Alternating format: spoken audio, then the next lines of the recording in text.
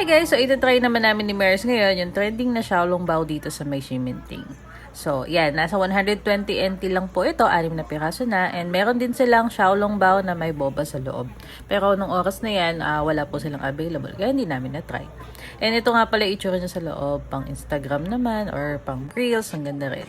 So, yan guys, dumating na yung order namin and sinuserve nila ng nasa ganong klaseng lagayan. And then, yung mga condiments naman guys, kayo mismo yung kukuha dun sa may unahan lang sa gilid.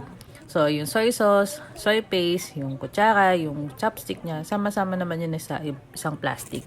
And then, yung parang ganyan, yung paper cup, kayo na rin po yung kukuha doon. So, yan, self-service nga daw yung pagkuha ng mga gamit. And then, yan, syempre, excited na akong tikman. First bite, So, alam ko na kung bakit siya pinipilahan talaga. Napakahaba kasi lagi ng pila dito and ito, umaga to, wala masyadong pila kaya nakakuha kami agad. So, yun lang. Salamat!